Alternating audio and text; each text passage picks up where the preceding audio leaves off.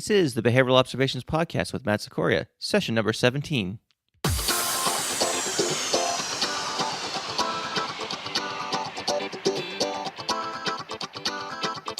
Welcome to the Behavioral Observations Podcast, stimulating talk for today's behavior analysts. Now here's your host, Matt Sikoria. Hey everybody, it's Matt here, and I'm excited to come back in session 17 of the Behavioral Observations Podcast, and I want to open the show with a question for you. What does risky sex, excessive alcohol consumption, drug use, and indoor tanning have in common? Well, I'm not exactly sure what that answer is, but I'm more sure after having this discussion with Dr. Derek Reed of the University of Kansas's Applied Behavioral Economics Laboratory. Behavioral economics is his area of expertise, and he joins us today to give us, I guess in part one of our interview, a tutorial on all things behavioral economics. And then part two, we talk about some of those, kind of excessive or problematic societal behaviors that I listed out in that question. And I think that part is a real fascinating aspect of what behavioral economics provides in terms of a mechanism for understanding, things like impulsivity, decision-making, and things like that. So, a lot of this stuff is stuff we don't often talk about in applied behavior analysis. And so I think Derek's appearance on this program is going to be helpful because he really makes the case as to why we should understand these concepts and how that it might inform our practice. I mean, not that we're going to be going around doing behavioral economic research or using some of the procedures that they use, but more of as perhaps a worldview or a way of understanding consumption of reinforcers. So I don't want to spoil the interview too much more than that, but I want to place our discussion in context. So I'm going to get to the interview here in just a bit. Before I do so, though, I do want to mention that this podcast is sponsored by bside21.org's ABA Outside the Box training series. You can check out their CEU offerings at bside21.org/CEUS. And then thirdly, I do want to thank folks for, again, submitting some iTunes reviews. I'm going to try to read a couple every once in a while. I'll read one. I've got a couple here from some international friends. I think these are from either the UK or Canada. Behavioral IRL. He or she writes, easy listening and perfect for all people in the domain of behavior analysis. Keep up the good work. Well, thank you very much, Behavioral IRL. Yes, yes, they are from outside the States because they spell behavior with a U. So that's one clue, I guess. Let's see. 147 Dunlop says, really great to hear a variety of ABA-related conversations. I especially enjoyed the OBM discussion with Manny. Very informative and enjoyable. Thanks, Matt. Well, thank you, 147 Dunlop. I will be having Manny Rodriguez back on the show, and with his co-authors, Shannon Biaggi and Dan Sundberg, that we're going to talk about their book that just came out on all things OBM. So if you liked that show, then continue tuning in, and you'll hear those guys shortly. In the meantime, please enjoy this conversation with Dr. Derek Reed. Hey, Dr. Derek Reed, thanks for joining me today on the Behavioral Observations Podcast. How are you doing today? Great. How are you? I'm doing fine. I have been wanting to have someone on the show to talk about behavioral economics, and I've been told by some mutual friends of ours that you were just the guy to do it. So I'm really psyched to have you here on the show. Behavioral economics is something that was pretty hot when I was in graduate school. It was kind of hard to avoid. And there were a lot of people, both in terms of graduate students and faculty members at Auburn, who were really into it at the time. And so it was, like I said, it's something you couldn't avoid, but it's not a topic that's, I think, as prominent as other issues in behavior analysis. So I want to bring you on to perhaps enlighten some of our listeners, and for those of our listeners who do have a background in behavioral economics, talk about what are some of the applied aspects of these types of economic theories of responding and so forth. So how does that sound to you? Sounds great. Love to talk about this stuff. So I can go on for days. I'll try not to. Okay. Um, so before we get into that, tell me about how you first encountered behavior analysis. Was it just in a class, or tell me kind of the story of how you came into the field. Sure. Like most behavior analysts and pretty much everyone you've had on your podcast, my path was rather convoluted. So I had never heard of behavior analysis before. I was studying at a community college and was an engineering student. And I really enjoyed physics and calculus and hard sciences and doing laboratory research and cause and effect lawfulness in the physics lab, which was really neat. It really got me thinking about experimental work, and really enjoyed, math and that sort of stuff. And not most people do, but I loved it. I took the history of math to get out of taking calculus. So. That actually would be really fascinating. It was hard. I should have just taken calculus and sucked it up, but it was very, very hard. But anyway, that's neither here nor there. So I just really loved like the way math can describe things happening in the world. It can predict things. And eventually I realized I didn't want to build bridges or design roads. And in my sophomore year, I took an intro psych course, and the instructor made a comment: if you find yourself at a mall or at the airport and you just sit and watch people and try to figure out why they do what they do, then you might consider going into psychology. And so, of course, this is the semester before I'm transitioning to university.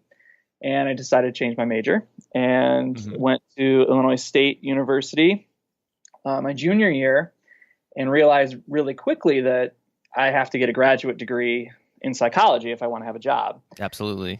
And so I kind of panicked and tried to join any lab that would take me. And serendipitously, I ended up in a non-human lab with Valerie Farmer-Dugan, and she was doing some really cool rat research with cocaine, some ideal free distribution, matching law stuff, very basic.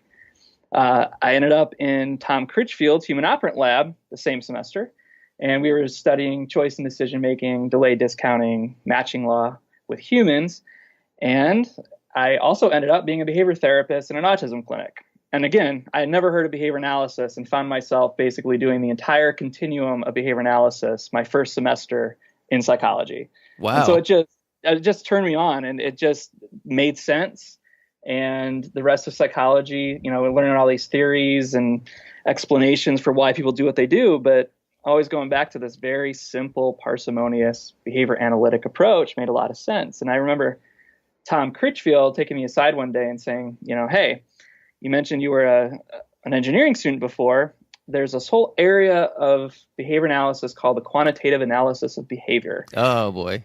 Yeah. And I was like, oh, cool. And it was a way to take what I learned in engineering and apply it to behavior. And it all made sense. And so from there on out, that's what I decided to do. And that's what I've been doing ever since, pretty much. I had a stint in some clinical work, but now I'm right back at it. There's it's not uncommon for, I think, some of the folks, mainly in the EAB world, to have engineering backgrounds and have that same kind of aha moment and applying that quantitative perspective to behavior analysis. I can think of a couple of people that who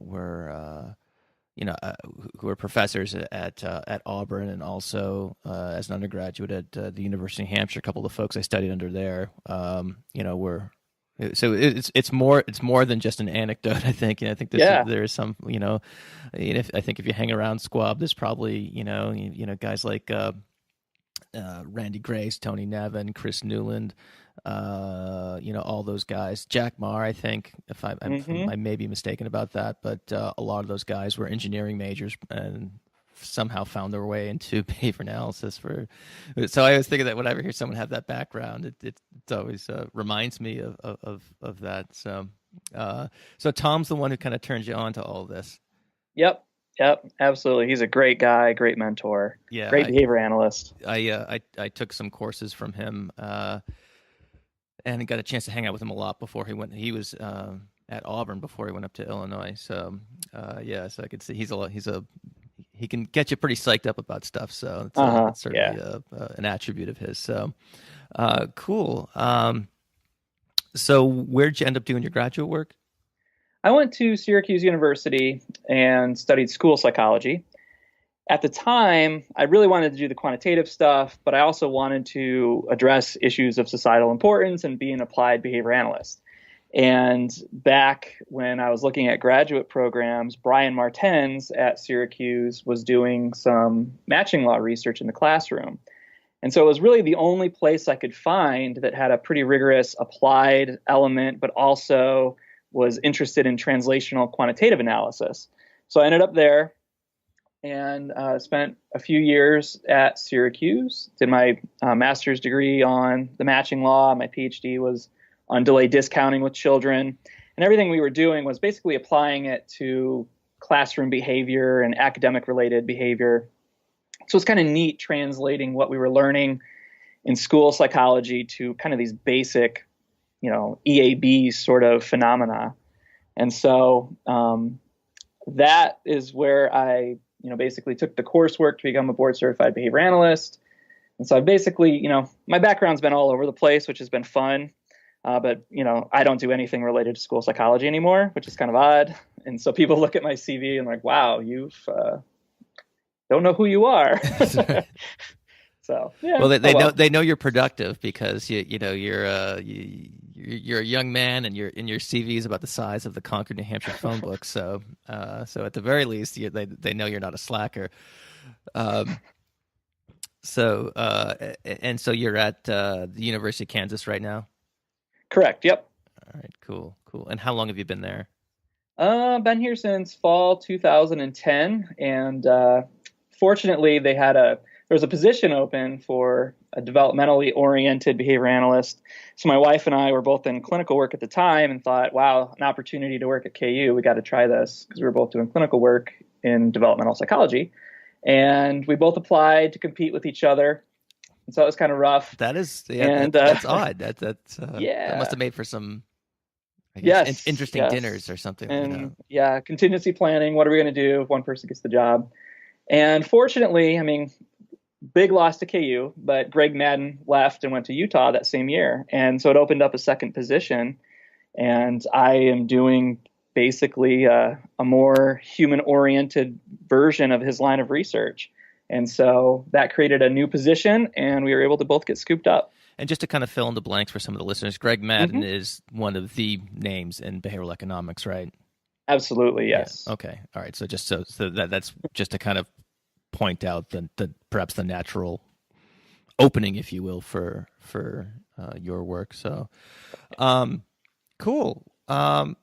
I want to kind of return to your work at Kansas, but before we get too far into this conversation, what I'd like to do is acquaint the listeners to some of the basic behavioral economic terms, because that is kind of what I want to talk about, or at least that's the topic area I want to kind of kind of tee off of, if you will. So if you can kind of give us a tour or an overview of what behavioral economics is and things like that, and then we can kind of take it into a couple of different directions. Sure, absolutely. So behavioral economics is this catchphrase right now in a lot of psychology, social psych and experimental psych. And it means something very different to traditional psychologists than it does to us operant psychologists. And so when you hear behavioral economics being discussed in more traditional psychology, what they're looking at is this idea of, bounded rationality or irrational behavior. And, there's very prolific authors like Dan Ariely, who has TED Talks on, being predictably irrational. And it's this whole idea that humans have cognitive biases or, these decision-making systems that,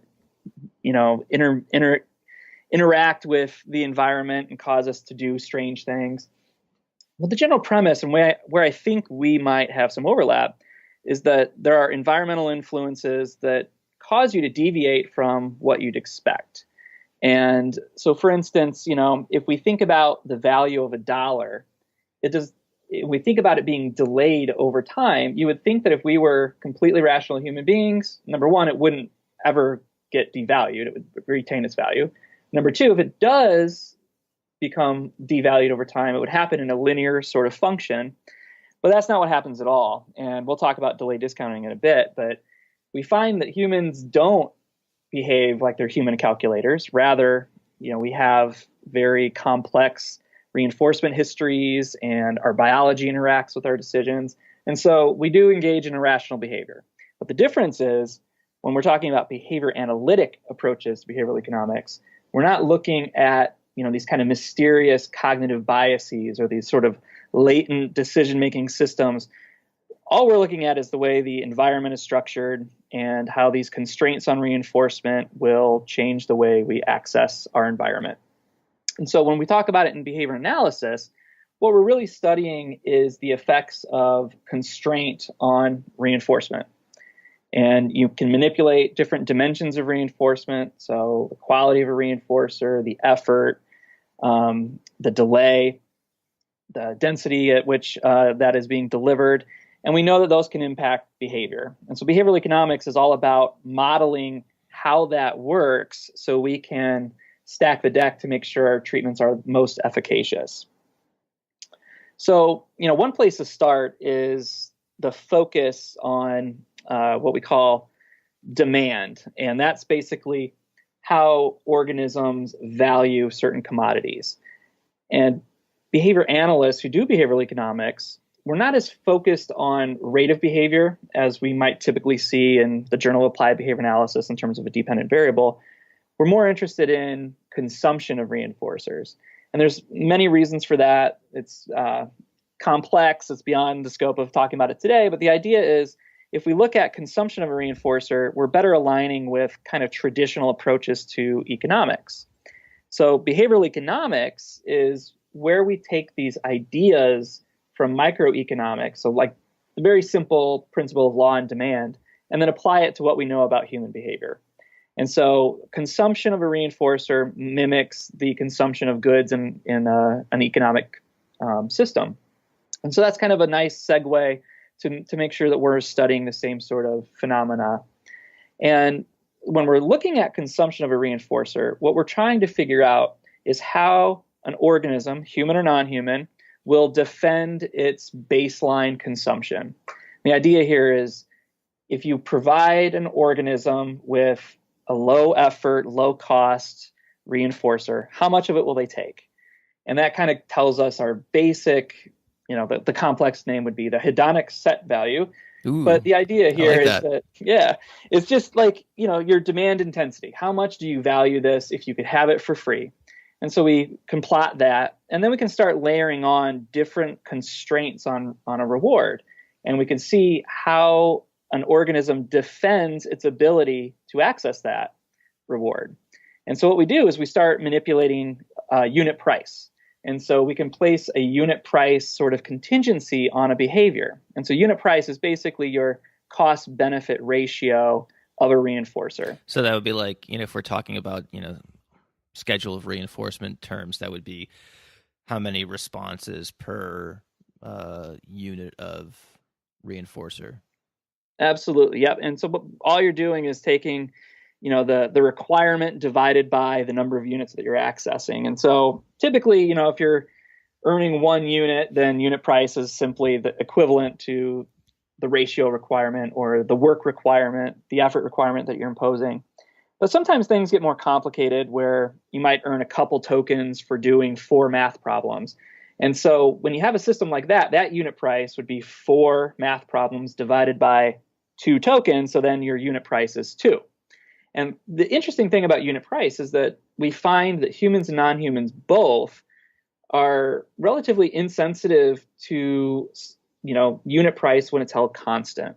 And so if we're graphing and we say, what are the effects of giving 1 token for 2 math problems versus 4 tokens for 8 math problems, and rearranging the contingencies that way, we see that they don't really change. So unit price is kind of it's a standardization procedure to look at how a reinforcer might operate. And so that's helpful in many ways because we can manipulate unit price by either increasing a requirement. So we increase the number of math problems a student's expected to do to earn 1 reinforcer, or we might actually change unit price by changing the amount of reinforcement that's being delivered, and holding the work requirement constant. And so unit price is a very simple way to just kind of categorize what the contingency is. And so we plot out different unit prices. So the unit price increases in a demand curve. And what we see is how the consumption of a reward changes as unit price increases. And what we see is that early on, small changes in unit price don't really affect responding. So think about purchasing gasoline at the gas station. I was just going to mention that. It's a classic example. I was just like, oh, well, what about? Yeah. Yeah. And what happens is, they're incremental price changes. It doesn't really change your behavior all that much. So when that's happening, your behavior is considered to be inelastic. So it's not changing as a function of unit price. So you're persisting in defending your access to that commodity. But eventually, the law of demand from just straight economics will tell us eventually that unit price will hit a point where it will change your responding, and then your behavior becomes elastic. Your consumption becomes elastic, meaning that a unit change in reinforcement is met with a greater than 1 unit decrease in, greater than 1 unit decrease in consumption is happening when there's only a 1 unit increase in the effort or the unit price. And so what's happening is the demand starts to drop very quickly. Okay, so what would be a qualitative way to just describe what you just said? Sure. So I think of it this way, and the technical term for this is unit elasticity. So that's basically that price point where your behavior goes from inelastic to elastic. And so if you look at a demand curve, it's usually a flat line, and then it slopes downward very quickly. Okay, so what would be plotted on the x and y axis of the demand curve? So on the x-axis, we would have unit price, and on the y-axis, we'd have number of reinforcers consumed. Mm-hmm. And now the important part of understanding a demand curve is that we usually plot it in log coordinates, and that always confuses people and complicates things. But the idea here is that you want to make sure that you're putting reinforcement and the effort onto the same scale. So that way you could see, how does a 1 unit change in reinforcement or of the contingency affect a 1 unit change in consumption of the reinforcer? Mm-hmm. And so we want to try to find that balance. And so a way to think of it is, if you were to think about the slope of the line as it goes across, when it hits -1, so you're a 1 unit increase in price is met with a 1 unit decrease in consumption. That's what we call unit elasticity, or Pmax is the really technical term. But that's the point at which your demand goes from inelastic to elastic. So if I were to I know this is so tough to ask you these questions on an audio format, so I apologize. But so if we were just think about this, basically an inelastic consumption would be kind of like a straight line kind of going up. And then once that line starts heading south, once it turns, or once it starts bending, if you will, and consumption starts going down, that's when it becomes elastic. Is that the Reader's Digest version of that? Pretty much. So when it's elastic, it's almost a horizontal line. So it's just kind of chugging across. The number of reinforcer consumed is not decreasing, but eventually it does, and it kind of takes a nosedive. And that point at which, that inflection point where it takes that nosedive, is what we call unit elasticity. And that point is actually very important, because that tells us kind of a target for setting contingencies. So if you want to think about, token production schedules, and you want to say, how much bang can we get for our buck? How much behavior can we get for this child to be motivated to earn 1 token? The demand curve will tell us that. And we could see at what point they might stop responding because the contingencies are just too high. And this way you can kind of map out and strategically set your contingencies so that you're not, overestimating your contingencies. You're not underestimating how much work you can get, but you're really isolating that point at which you're going to get the most bang for your buck. So you're not giving away the farm on the one hand, or on the other hand, you're not inducing ratio strain. Yeah, exactly. Okay. Exactly. All right. And so, if you're setting a contingency that's way left of your point of elasticity, then you're not getting as much behavior out of the organism as you could. They are willing to emit a lot more responding than what you're asking them to do. And so, that's kind of a lost opportunity. So we want to make sure that you're maximizing that relationship. And so for practitioners who are listening to this as they're, maybe driving around their cars or at the gym or walking their dog or whatever, would you test this by just progressively increasing the schedule of reinforcement? Good question. There's actually some debate about this. Progressing in a kind of what we call a progressive ratio, where you might earn a reinforcer in FR1, and then we increase the requirement to an FR2, and then you earn a reinforcer, then you go up to an FR4. Mm-hmm. And so that's what we might do in a progressive ratio schedule. There's some debate about whether or not that's a good idea to do with vulnerable populations, because you're basically trying to induce extinction at some point. You're checking the boundaries of that, mm-hmm. which in some ways might just be, evoking problem behavior and putting someone at risk. And so another way to do it is just to basically sample, on day one, different FR schedules, so different ratio requirements to earn a token, and see what you get. And basically across sessions or across days, just kind of randomize which ones you're doing, and then plot them where unit price is going up and see what you find. I always want to make sure that people know I'm not advocating that we're asking practitioners, parents, caregivers to go out and start doing quantitative analyses of behavior and fit exponential functions. No, that's not necessary at all. Good. Yeah, I was a liberal arts major, so that makes me feel very very good. So yeah, and so just graphing it and visually looking at it and seeing like, okay, well, when the ratio requirements are over here on the left side of this demand curve, they're earning lots of reinforcers, but once it gets to a certain point, they're not earning anymore. So that might tell me I need to test out another unit price for that token or that reinforcement contingency somewhere in the middle to see, how we can fill in those gaps. And it basically allows you to kind of titrate back and forth until you find that sort of perfect contingency that's going to get the most behavior. I see. Cool. So what are some other concepts from behavioral economics that practitioners should be aware of? Yeah. So one of the big ones that we talk about is delayed discounting, or discounting in general. And I know that's been discussed on the show previously. And yeah, but very, very briefly. So feel free to, indulge. So basically, the idea of discounting is that rewards are diminished because they're delayed or they're probabilistic. And so we're talking about delay discounting. What we're seeing there is that as a delay increases, a reward value will decrease. And as I mentioned earlier, it doesn't happen linearly. Instead, it happens in this hyperbolic function. And who cares about that? Well, it's interesting because we find it basically across organisms that there's a sort of hyperbolic decrease in value because of these delays or probabilities. And this is very important because this allows us to kind of rectify this idea of preference reversals. And I'll explain an example of that in a moment. But this allows us to understand how this process is working. And this allows us to then better conceptualize treatments that involve delayed reinforcers.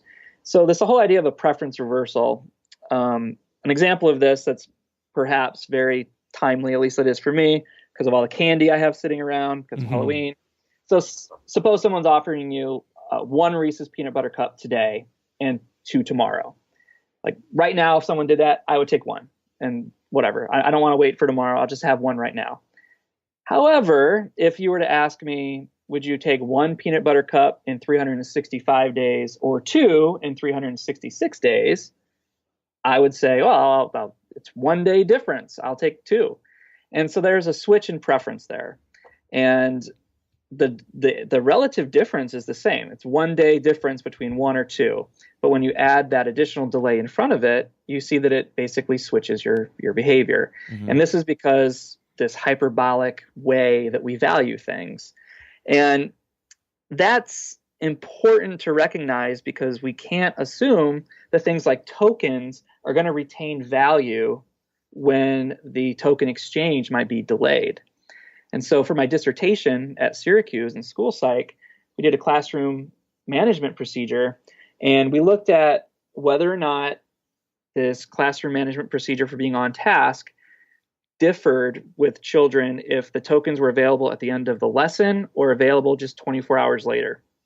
And we'd actually done a monetary delay discounting procedure where we ask questions like, would you rather have $50 now or $100 in a month? And, you can assess how people make their decisions, what they value, the smaller, sooner rewards or those larger, later rewards. And so we were able to find children who were high discounters, so very steep discounting, meaning value goes down very quickly. So they're more, quote unquote, impulsive. Okay, so that would be kind of one operational definition of impulsivity. Absolutely. So yeah, the preference of a smaller, sooner reward over a larger, later reward. Mm-hmm.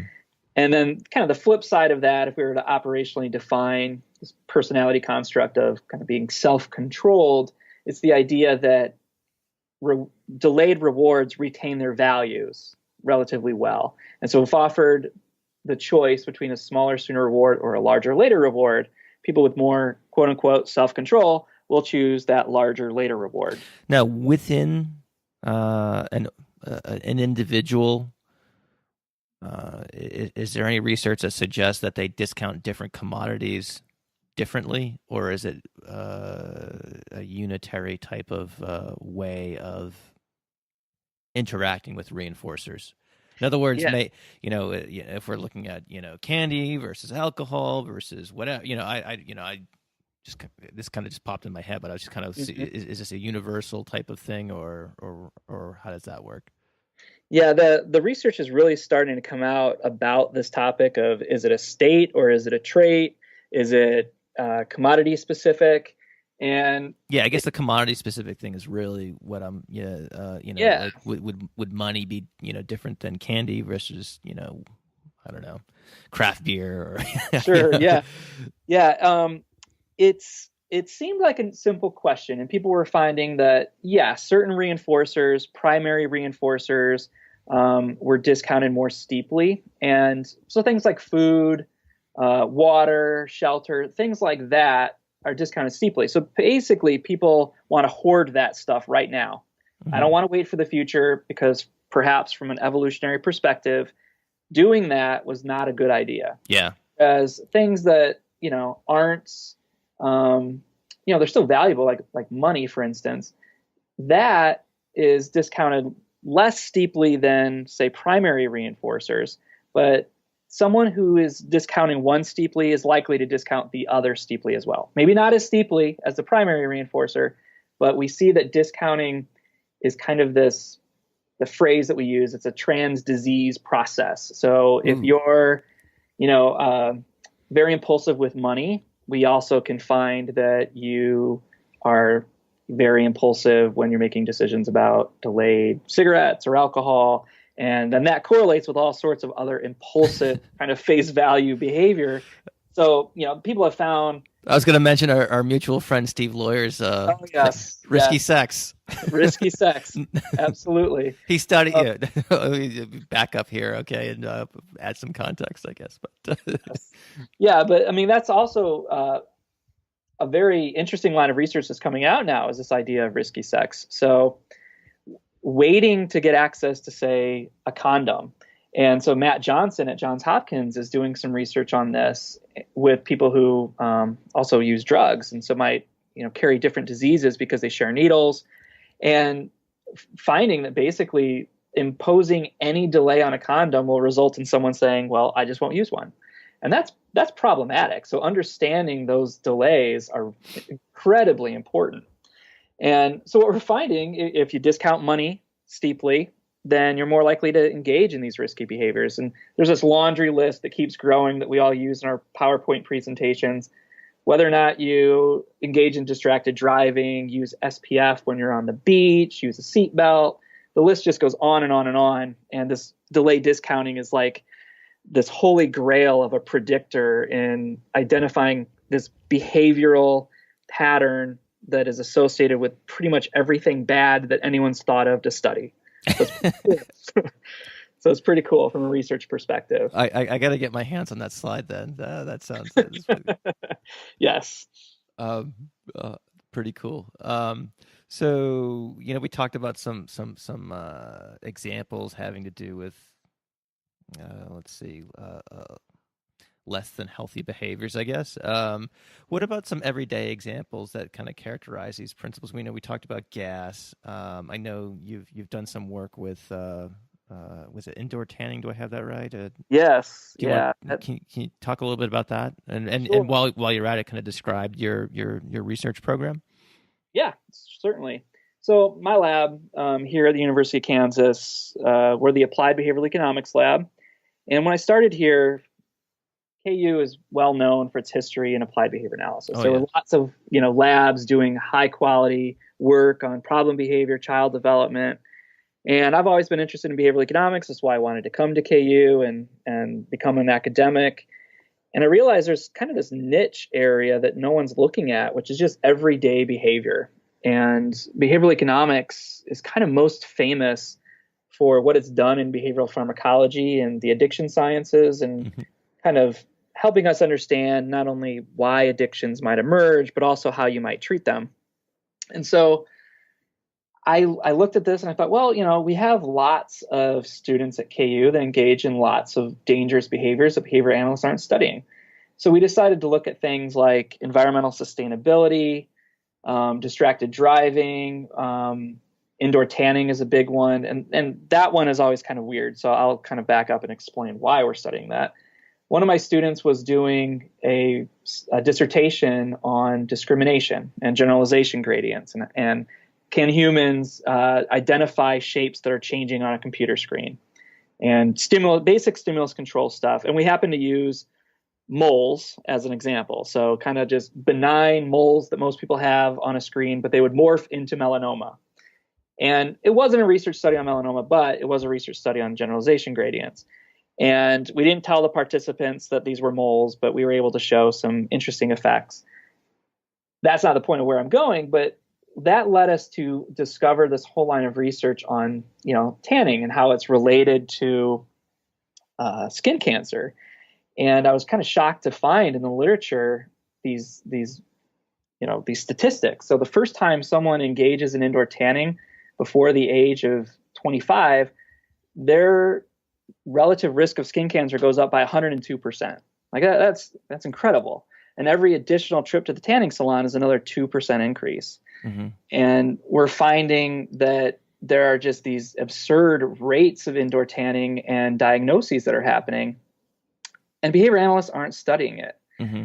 And so when we started digging in the literature, we found that the number of cases of skin cancer related to indoor tanning is greater than the cases of lung cancer attributed to smoking. So that's a profound. And what's really crazy is that 60% of college students use indoor tanning. And so really, and wow. It's somewhere like KU. So what we know, the highest risk factors are being in the Midwest, middle income, Caucasian, white females that are college educated. And so, the University of Kansas Applied Behavioral Science Department features many of that demographic. And so when we do our studies in the lab, we find that probably, over 80% of our participants, when they fill out some surveys, have engaged in ultraviolet indoor tanning. And it turns out that dermatologists are discussing this as an addiction. And so that, quickly raises some red flags. Like, well, what does that mean? Well, there's this theory of behavioral economics that addiction is kind of this interaction between excessive demand and excessive delay discounting. And this is something that Warren Bickel has coined a reinforcement pathologies model. And so it's this notion that if you are a steep discounter, we know that's associated with all this bad stuff, and you excessively value an addictive commodity, more than likely what we find in our research is that if you fit that pattern, then you have a substance use disorder for that commodity. And so we went through the literature and found kind of examples of this in the dermatology literature about indoor tanning. And now my lab is focusing on kind of directly taking data on this. So we have undergraduates come into the lab and they do hypothetical demand for indoor tanning. So we'll ask them, how many times would you go to a tanning salon in a month if it was, 5 cents to go? So we start increasing the unit price all the way up to like $600. And we can plot their demand curve for indoor tanning. And we find that people have pretty excessive demand, which is incredible how much money undergraduates are willing to spend on indoor tanning. So we looked at the literature on addiction. It's like, well, what do we know about ways to behaviorally assess some addiction? And one area is cue-evoked cravings or cue-evoked motivation. And there's some research with cigarettes that if you put someone in virtual reality and show them pictures of cigarettes, they will actually have increased behavioral economic demand for cigarettes in the presence of that cue relative to a control condition, their baseline. One of our colleagues did a study using this with alcohol, and he created a simulated bar at his university. And so we'd have people come in, they would go into a neutral room, there'd be some posters on the wall, some cups of water, and they were asked to pick up a cup of water, put it up to their nose, put it up to the lips, put it back down, look at the posters, do this repeatedly, and then they're assessed on their demand for alcohol. They then go into another room where it's the same thing, except the posters are related to sports teams or advertisements for liquor. It's the simulated bar. So now they're sitting at a bar, and instead of it being a glass of water, it's a glass of beer or their favorite liquor. And so they've got to put it up to their nose, put it up to their lips, put it back down. And so you're basically trying to really get them to crave access to this commodity. And they showed that it increased behavioral economic demand for alcohol. So is that kind of like when I watch the Food Network? Yes. And all of a sudden I'm rummaging through the cabinet for chips or something like that? That is absolutely it. Yeah. Right. You see pictures of, barbecue and your mouth starts salivating like Pavlov's dogs. Right. That's exactly what it is. And so we set up a simulated tanning salon where we do the same thing. And so they, fill it out in a neutral room, and then they round the corner and we have them look at posters related to tanning. So we basically created a fake tanning salon. There's not a tanning bed, but there's a computer that has LED lights around it, and they have to put tanning lotion on their hands and smell it. Then the lights go off and it's dark. There's these blue halogen lights around them. There's a heater that blows against their legs. We have a white noise machine to sound like a tanning bed. And what we have found is that not only are we seeing increases in demand, behavioral economic demand for tanning, there's also clinical scales on cravings for tanning, and those kind of shot through the roof too. And we actually had participants leaving the study saying, "Oh, I'm really excited to go tanning right now. This really made me want to do it." It's like, well, no, please don't do that. Mm-hmm. Here's a brochure about why tanning is bad. But just the idea that, within subject, these things, going back to, is this a trait or a state?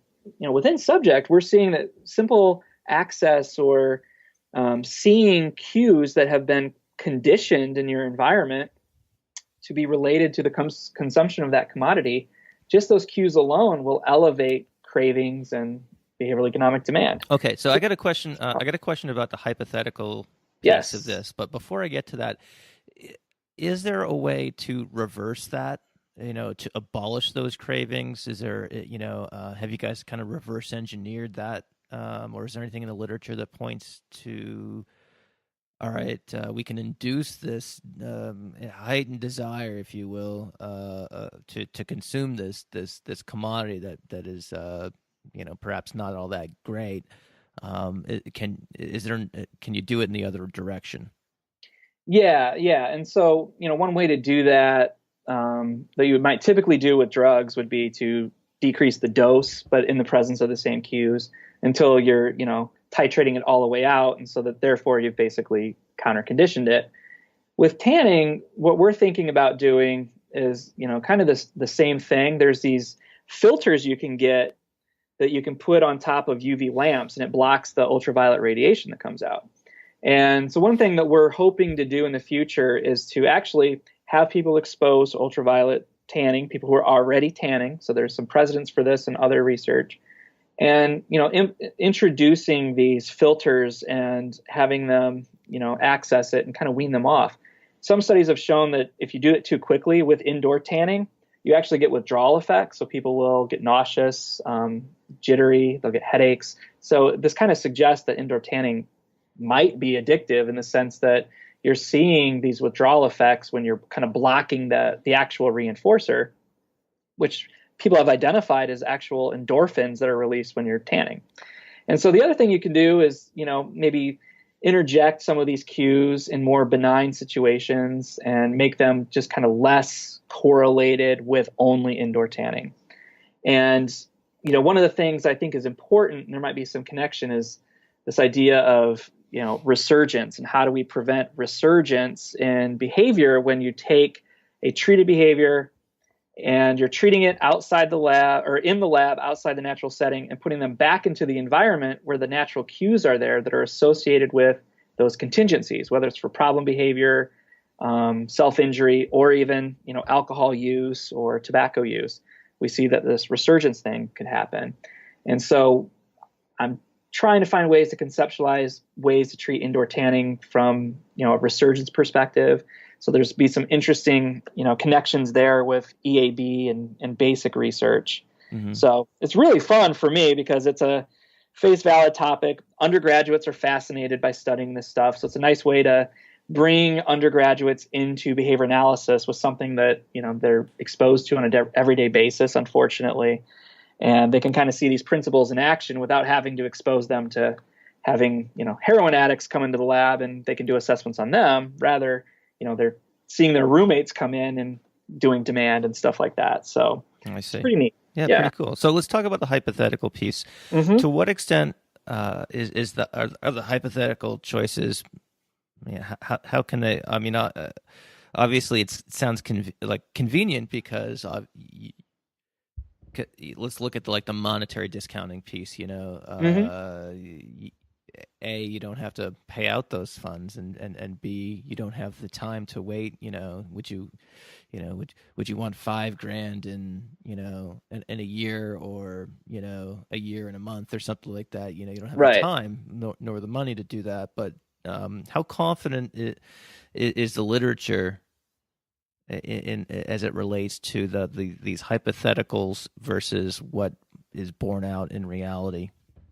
Yeah, that's an incredibly important question, and we get it a lot, especially from our behavior analyst colleagues who are always skeptical of hypotheticals because we know self-report isn't the best.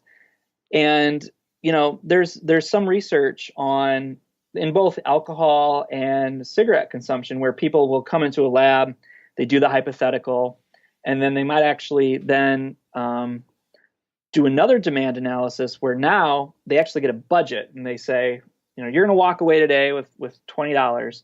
You have the opportunity right now to allocate some of that money towards alcohol or cigarettes that you can actually consume in the session. And what they find is that the demand curves look the same. So they're highly correlated. Another way people do it is, just like in delay discounting, creating a potentially real choice.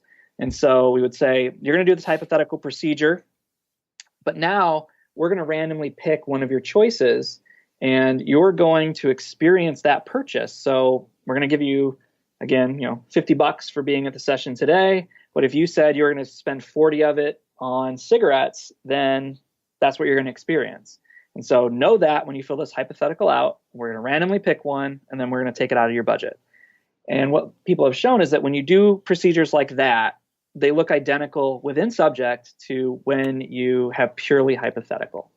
And so there's, just like in delay discounting, it seems to be related, but more research is definitely necessary to do that. And I think that the hypothetical, demonstrating that it works is important, but we've kind of started there with a lot of these commodities because it's either, not very feasible or potentially unethical to expose people to these commodities. So getting my IRB to allow me to have people come in and get in a tanning bed and expose themselves and increase their chance of cancer by a known percentage for the sake of validating the purchase task, I don't know. I mean, that's an ethical dilemma. These people are already doing it. But what we're doing here is basically trying to show that these procedures are capturing this clinically relevant phenomenon, and we're kind of documenting the same sort of effects that you would get in the EAB labs in terms of how you work with unit price or what you might do in terms of what your presenting to people in terms of the price increases. And we're showing that those all replicate known effects. And now that we have that, we feel a little bit more comfortable that we're assessing this thing called demand, but is it really their demand? And that's where we have to step back and try to validate these using real outcomes in some capacity.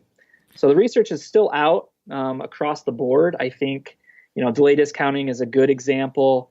It's still not perfect because it's still all kind of simulated analog sort of environments. But we know that it's correlated with things that should be correlated with actual consumption. And so it's a pretty safe bet that this is a good proxy. Is it a perfect proxy? Probably not, but it's pretty good. And for the sake of clinical work and clinical approaches to addiction, it's working very, very well. And so that's why people are kind of going with it, even though it's not as validated as behavior analysts would like. Sure. So there's a comfort level with it, but while at the same time acknowledging there's more work to be done. Absolutely. All right, cool. So I want to come back to the notion of how some of these concepts can be used by what I like to call your everyday BCBA. Someone who is providing treatment generally to kids with autism or related developmental disabilities, or working in schools and things like that. We talked a little bit about reinforcer assessment. But the article that you had shared with me that I'll post in the show notes from Behavior Analysis and Practice mentioned something about perhaps incorporating some of these things into functional assessment practices. Can you talk a little bit about that? Sure, absolutely. One of the things we're finding is that most of what we do in applied behavior analysis, and it's fun because I am a board certified behavior analyst, so I've done a lot of this work, and now I'm doing kind of EAB stuff. So it's fun trying to bridge that gap. And seeing the disconnect is kind of profound. So when we typically do a preference assessment or even a functional analysis, we're putting things on basically continuous reinforcement schedules. And pick one. They pick one, they experience it, or we create a contingency in the session room where it's FR1. So you engage in this problem behavior, we're going to deliver the consequence. But what we're finding in the preference assessment literature is that preference hierarchies will change across the demand curve. So if you're only looking at continuous reinforcement, the preference hierarchy you have is what it is. But as you start imposing different unit prices, sometimes these preference hierarchies shift, and something that was most preferred is no longer most efficacious, and something that was lower preferred actually retains its value quite well. So it's kind of a weird thing that's happening in preference assessments. So the idea that we could look at problem behavior in this perspective is kind of provocative. I mean, I'm not really doing this work, but it's something that people could consider. So, if we look at problem behavior that might be evoked because of task demands, well, what is the actual task demand? Is it really just one trial? So here, do this. Or could we actually use more of a behavioral economic demand analysis where we try to evoke problem behavior using different ratio requirements or different unit prices in terms of how much work is going to happen before we see problem behavior start to emerge. And so it's just kind of more of a heuristic, I think, for practitioners, is to think about the contingencies in a behavioral economic way. I'm not expecting that people are going to go out and plot demand curves, but we are hoping that people will go out and relook at what they're doing and look at how a reinforcer for appropriate behavior stacks up against a reinforcer for problem behavior. What are the qualitative differences in praise versus a reprimand? That could influence how well these things persist as reinforcers. What are the differences in the immediacy of delivery? So again, these behavioral economic principles with quality, rate, effort, delay of reinforcement, those are happening regardless of whether or not you're studying it, regardless of whether or not you're systematically testing out different variables. Anytime a behavior analyst is using a reinforcer, they're engaged in behavioral economic principles, like it or not. Well, so rather than be ignorant, let's focus on what we know. Sure. I could see how having this in mind would inform if you have a kiddo who's working on, and part of your intervention is some sort of non-contingent strategy, whether that's escape or, attention or what have you, knowing how much water goes under the bridge, if you will, how much responding occurs before they have historically acted out to obtain reinforcement would, that sounds consistent with certainly the, an economic analysis. Another thing I was thinking about that what you were saying in terms of the quality of reinforcement, one of the things I've always thought about is the different, just in practice, speaking to lay people, I was talking about, there's different flavors of attention when we talk about kids who are acting out for, they're acting out as, positively reinforced by attention and things like that. So that whole qualitative factor of whether it is a reprimand or whether it's, a mild redirection or, if it, things like that. So there's a lot of those factors to consider. So I appreciate you kind of running through those things. I know we are. Is there anything else in that regard, at least in terms of either preference or functional assessment, before we move on? No, I would just caution and say, this is still just, theorizing a little bit, and I'm not, I would never overstep and say, all right, let's go out and try these behavioral economic things. Sure. But something that we, applied research might want to start to address, and just people need to be thoughtful about the principles in action. And doing that, I think, would be an improvement in and of itself, because you're using these resources that, both basic and applied behavioral economic research has provided. Yeah. And so it's just another, attribute that we need to consider. Well, I think it's on the one hand, it might be a little daunting for folks, at least for someone like myself who is not necessarily the strongest STEM student, if you will. But on the other hand, I go back to what you said earlier, that there's so many everyday examples of these factors. Just getting back to the example of gas prices and things like that, it makes it inherently kind of fun to kind of map these concepts out onto what's going on. So I would agree that doing actual behavioral economic research or designing interventions around those concepts might be something we don't want to contemplate right now, but certainly keeping those concepts in mind and how they interplay with everything else that's going on is certainly worthwhile to think about. So I want to ask a kind of a different question, going a different direction. If longtime listeners of the show know that one of my areas of interest is acceptance and commitment therapy, and I'm not sure how familiar you are with that stuff, but one of the things I was thinking about is the idea of, and I've asked this to a couple of guests who are experts both in discounting and ACT.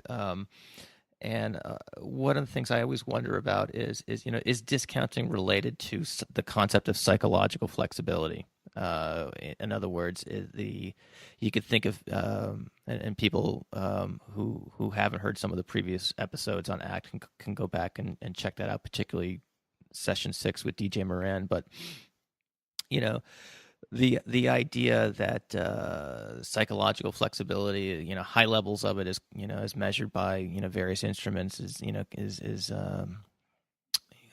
related to thriving, if you will, and low levels of psychological flexibility is correlated with all sorts of kind of negative either health or mental health outcomes and things like that. Are you aware of and so when I start thinking about that, the concept of discounting does come to mind. If you are if you're not able to persevere and accept what's going on, diffuse what any type of private events, and still work towards in a committed way towards long-term values, that is one way, at least in my view, of thinking about self-control. Right. Yeah, I think some great examples of this actually when you had Erin Rasmussen on session 11. She talked about very good, very good there. Yeah, I see what you did there. Yeah. Yeah. So you got the session number and everything. I know. She's done some cool research in this regard. The mindful eating, Yep. very neat. There's some research out of Utah State University looking at acceptance-based procedures and self-control. And so those are more like explicit, direct, systematic accounts of this. So it does suggest that, kind of taking a mindful approach and being present in the moment to the contingencies does help your self-control, which manifests in these studies as improved discounting. Mm-hmm. There's been some other studies on this, and I don't remember the exact citation, but I know James McKillop was one of the authors, and it was a kind of a review paper going through things that correlated with impulsivity. And while there weren't a lot of direct studies relating psychological flexibility to delayed discounting, they all seem to correlate with the same stuff. And so I thought that was kind of neat. And so they've actually shown that certain traits, and I don't exactly remember what they are, were correlated with psychological flexibility as well as delay discounting inside of, kind of that inverse sort of relationship. So high psychological flexibility, those people also seem to have, that profile is also related to lower impulsivity. And so I think there's hints of this. It makes me wonder, if you put someone through an ACT protocol for, X, Y, or Z, would that, and you did a pre and post kind of discounting task or procedure, would you see change in both that and, say, measurement on the AAQ? I think that's what it's called. I forget what they use to measure psychological flexibility, but that would be an interesting. I don't know if that work's been done. I know. I think one of the studies you mentioned is one of the ones that Aaron referred to in our discussion, but that it would perhaps elucidate whether or not these things are stable, so-called personality features or malleable. Exactly. And I would put money on them being related, and that improvements in psychological flexibility would result in improved delay discounting. So now we've brought gambling into the discussion. Oh yeah. Gambling's a big part of discounting too. That's right. And and I think that, if we look at things that ACT has been very successful in treating, those problems are often related to delay discounting as well. And so people who kind of enter the clinic with those problems are typically shown to have steep rates of discounting. Mm-hmm. So, is it correlation or causal? More research is needed to kind of show that, but I think it should be fleshed out, and I'm sure it's probably there. They seem so related. There's kind of a related theory with all of this, and it's this. Warren Bickel has this competing neurobehavioral decisions theory of addiction. And it's the idea that you can get addiction or steep discounting if you either have hyperactive impulsive systems. So now we're getting to like brain stuff, or if you've got hypoactive self-control. So basically an imbalance of one or the other could push you towards favoring smaller, sooner or larger, later rewards. And so if we start looking at, taking a more present focus in delay discounting, we see improvements in self-control. So there's been studies about working memory, about trying to just train your brain, to use that loosely. Mm-hmm. That's been shown to help improve self-control. There's also been some research on something called episodic future thinking, which is where you kind of reflect on your values and think about yourself in the future and what you need to do now to kind of retain those values down the road. And when people go through those exercises, and it's a very brief, just kind of questionnaire that you can provide, it changes delay discounting. And so I think that's very related to this idea of psychological flexibility. Very cool. Very cool. Well, we've talked about alcohol, risky sex, tanning, intravenous drug use, so gambling now. So I think I know we're coming up on the time here that we've got booked out for this. So before we add anything else to that list, I do want to kind of work in my last question here, Derek. Sure. This has been fascinating. So I guess in terms of my parting question, you seem to have a really unique perspective, and it is very reminiscent. You can tell that you were mentored by Tom, because he does have this kind of Renaissance view of behavior analysis and knowing a lot about a lot of different aspects of the field. So given that perspective that you have, do you have any words of advice for students of behavior analysis, or a newly minted BCBA, someone out there just getting their feet wet in the field? Absolutely. I think it's really important to recognize where behavior analysts fit onto interdisciplinary teams or in collaborations. And my work has led me to collaborate with people from all over the place in terms of research. So working with dermatologists on the indoor tanning, I work with cognitive psychologists on distracted driving. And it's easy to think, well, though this is this cognitive psych mumbo jumbo. But to really be effective and to get behavior analysis out there, we have to recognize that we use different language and maybe have different theories about why the same thing is happening. But functionally, we care about the same thing. And we're kind of hoping to get the same goals. And maybe we're interpreting things slightly differently. But all too often, I see people get dismissive of things outside of the field. And I think that's unfortunate, because we need to get outside the field to really make a difference. And so one way I think students can do that is to talk more with people who are doing interesting research. And then maybe not with that person, but maybe later with their friends, try to retranslate that stuff into behavioral principles and behavioral concepts. And it's kind of a fun thing to do, but it's also, I think, an important way to stretch the boundaries of what we're comfortable discussing as behavior analysts. I mean, I never thought I'd be talking about hypothetical indoor tanning when I was doing basic research as an undergrad. Sure. Like, that seems so weird. The other thing I would recommend is to kind of get comfortable with reading other disciplines' work. And it doesn't matter what area of behavior analysis you're in, it's important to do that. And getting comfortable with statistics, I think, is unfortunately something we don't train enough.